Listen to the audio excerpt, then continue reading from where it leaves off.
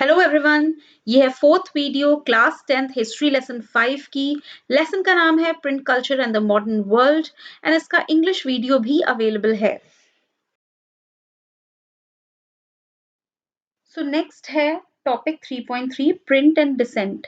Decent का मतलब होता है असहमत होना या किसी चीज के अगेंस्ट होना। तो ये टॉपिक किससे रिलेटेड है? कई ऐसे लोग थे जो बाइबल में लिखी गई कुछ बातों को अलग तरीके से इंटरप्रेट करते थे या चर्च में जो प्रैक्टिसेस होती थी उनके अगेंस्ट थे। तो उनके बारे में उनसे रिलेटेड ये टॉपिक है।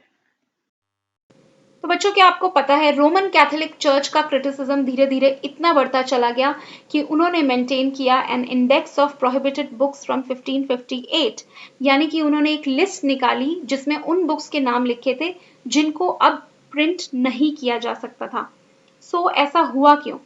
16th सेंचुरी में एक मिलर थे इटली के जिनका नाम था मिनोकियो। इन्होंने बाइबल के अंदर लिखी गई बातों को अपने तरीके से कहा, री इंटरप्रेट किया।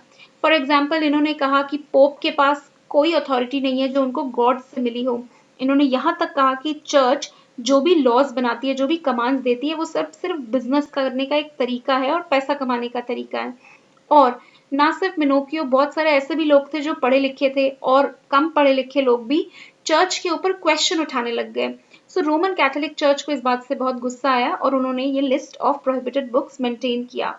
और मिनोकियो को पहले तो रोमन कैथोलिक चर्च का जो कोर्ट होता है, जिसको इंक्विजिशन कहते हैं, वहां पे उनकी सुनवाई हुई। उसके बाद उनको मृत्यु दंड मिल गया। अब चलते हैं टॉपिक 4 पे, द रीडिंग मेनिया। तो मेनिया क्या होता है? एक तरह का पागलपन, यानी कि एक ऐसा टाइम आया जब लोग रीडिंग को लेकर बहुत ज्यादा एनकरेज थे, मोटिवेटेड थे और उनको बस रीडिंग करनी थी। ग्रेजुअली बहुत तरह की बुक्स आने लगी। सबसे पहले बात करते हैं पेनी चैप बुक, जो कि इंग्लैंड में आई। पेनी चैप बुक, चैप बुक का मतलब होता है एक छोटी पॉकेट साइज बुक, और पेनी इसलिए नाम था क्योंकि ये एक पेनी में मिलती थी। So they were small pocket size books, और इन जो लोग इनको बेचते थे उनको पेडलर्स या चैपमैन कहा जाता था, और ये पुअर पीपल के लिए होती थी, जैसे कि आप पिक्चर में देख सकते हैं। फिर आई बिब्लियोथेक ब्लर, ये फ्रांस में आई। ब्लर ये फ्रेंच वर्ड है जिसका मतलब है ब्लू। ये भी छोटी बुक्स होती थी और ये बहुत सस्ते पेपर पे लिखी गई बुक्स होती थी और इनका ब्लू कवर होता था।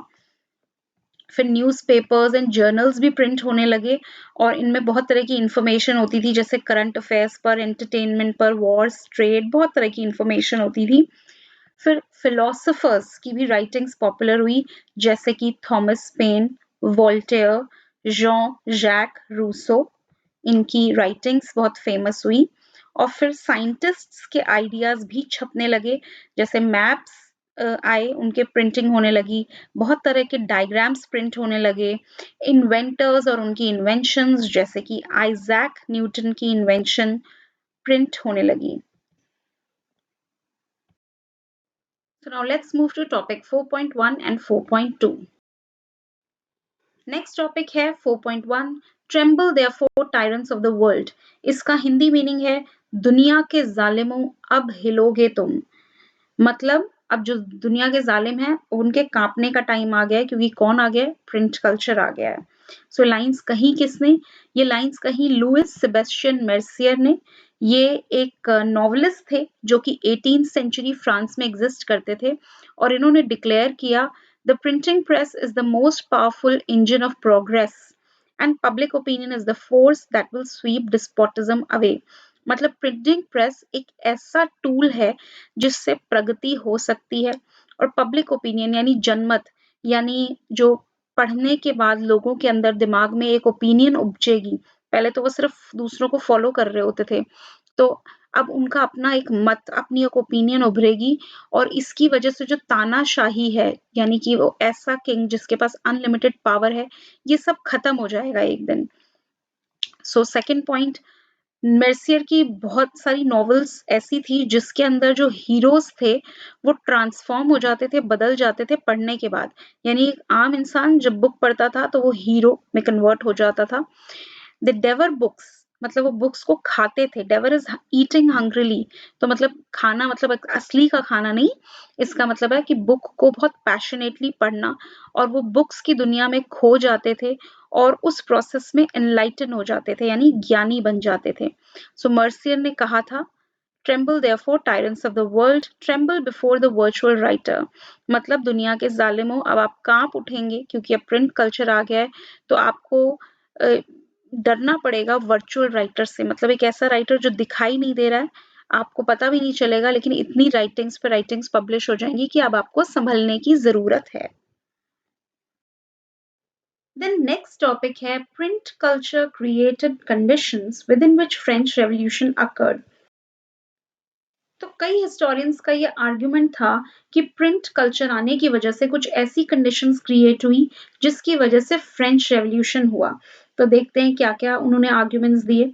तो पहला है print popularized the idea of enlightenment thinkers, example Voltaire and Rousseau. So print की वजह से जो ज्ञानी लोग थे, जो पॉलिटिक्स के ऊपर, सोसाइटी के ऊपर एक नई सोच रखते थे, जैसे कि वोल्टेयर, रूसो, इनके आइडियाज पॉपुलर हुए। They argued for rule of reason and rationality rather than custom. इन्होंने कहा कि भाई जो चीज पहले से जैसी चली आ रही है वैसी ही चलनी चाहिए, ऐसा नहीं होना चाहिए, हर चीज का कोई रीजन होना चाहिए। जैसे राजा के पास अनलिमिटेड पावर है या चर्च के पास बहुत अथॉरिटी है, तो इसके पीछे कोई रीजन होना चाहिए। ऐसा नहीं है कि बस राजा है तो उसको पावर दे दो। ऐसे ही they attacked the sacred authority of church and despotic power of state.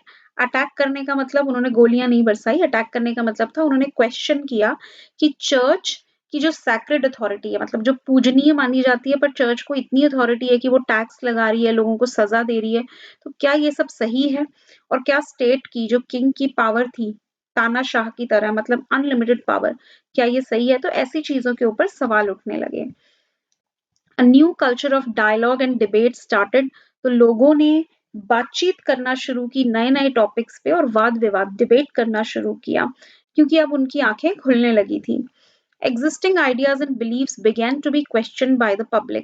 जो पहले से चलते हुए आइडियाज थे, उनको लोगों ने देखना शुरू किया एक नई नजर से, क्योंकि अब उनके पास एक ओपिनियन थी और वो ओपिनियन कहाँ से आई? नए-नए आइडियाज पढ़कर।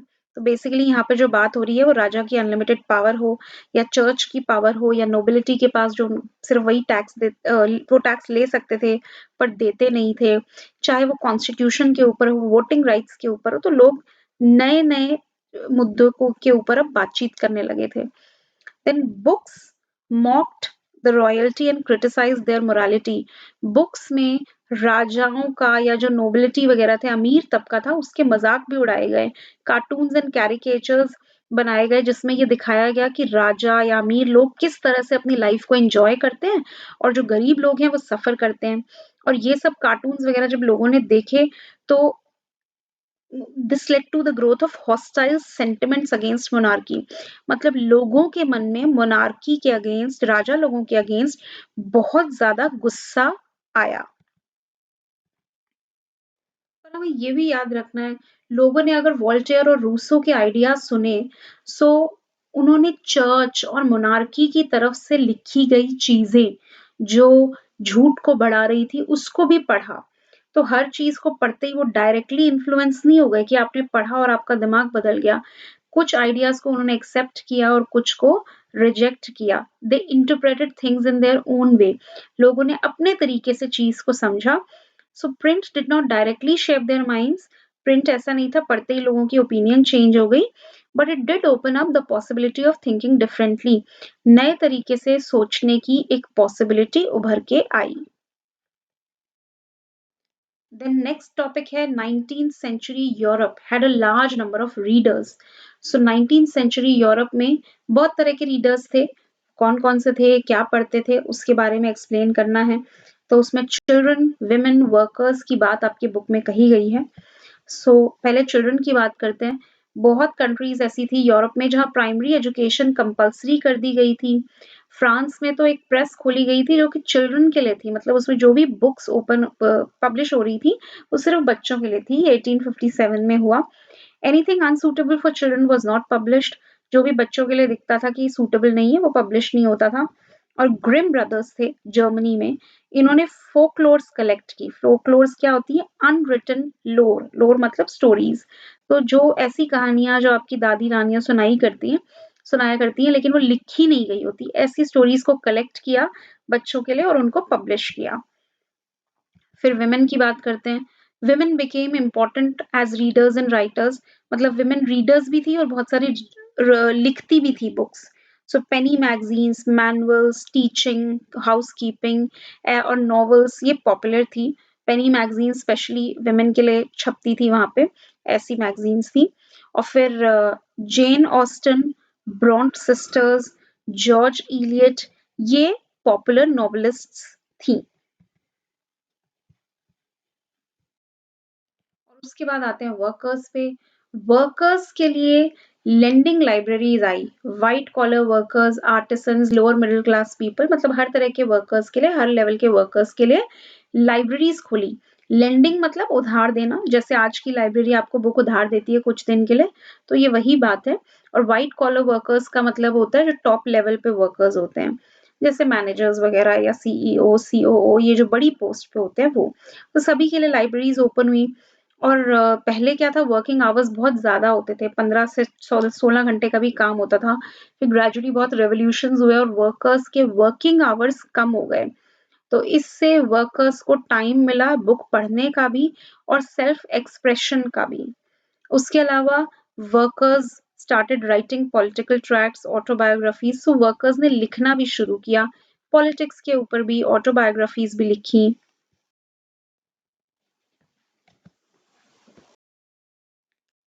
Thank you so much. Please do not forget to like and subscribe.